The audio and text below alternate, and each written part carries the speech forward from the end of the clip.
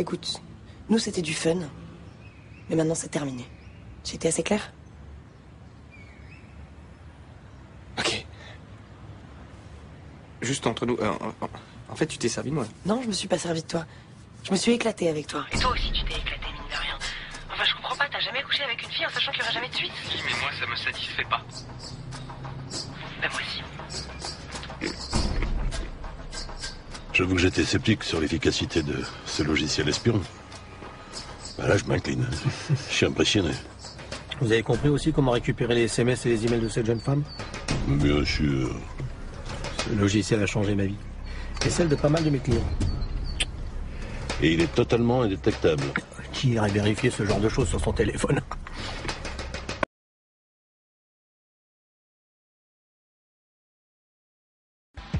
Bonsoir à tous. Avons-nous encore une vie privée? Aujourd'hui, nous sommes filmés et surveillés en permanence, dans la rue, au bureau, mais aussi à la maison, où l'espionnage discret devient presque banal.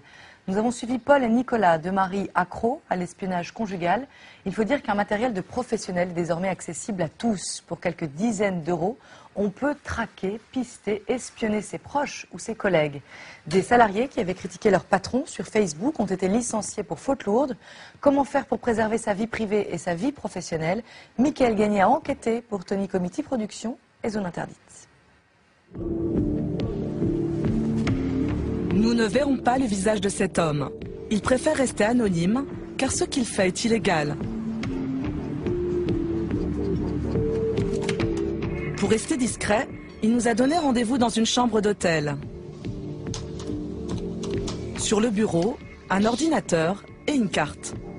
Ça sert à localiser à quelques mètres près l'endroit où se trouve ma femme.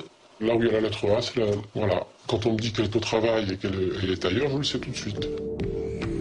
Sur cette carte, Paul sait exactement où se trouve son épouse. Il la géolocalise. Cela fait 6 mois qu'il la surveille jour et nuit, depuis qu'elle a pris un amant. Les emplois du temps ne correspondent plus aux horaires habituels. On s'aperçoit qu'il y a des changements d'attitude, des changements comportementaux en fait. Donc à partir de ce moment-là, on essaie d'en savoir plus. Sans qu'elle le sache, il a installé sur le portable de sa femme un logiciel espion. Il peut ainsi voir sur son ordinateur chaque appel, chaque message qu'elle envoie. Sur cet écran, sur le côté gauche, ça vous indique s'il s'agit d'un SMS, d'une conversation vocale. Ça, c'est la géolocalisation. Là, les petites flèches indiquent si c'est un appel entrant ou sortant. Là, c'est la durée de l'appel en question. Là, c'est les numéros de téléphone ou les noms de ceux qui appellent. Là, c'est les jours et heures de l'appel.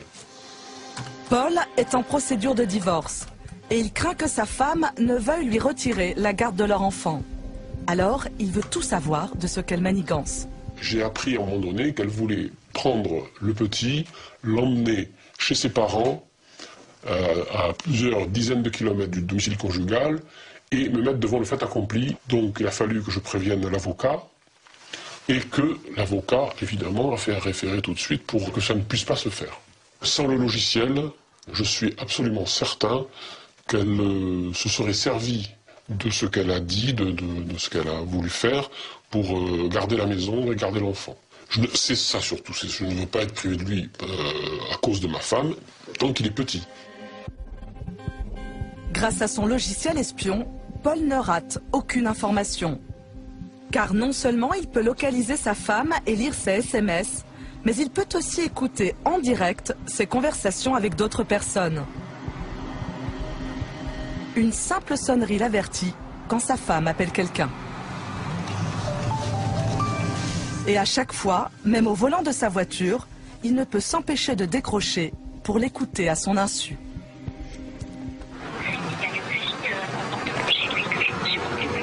Sa femme parle de son amant à une amie.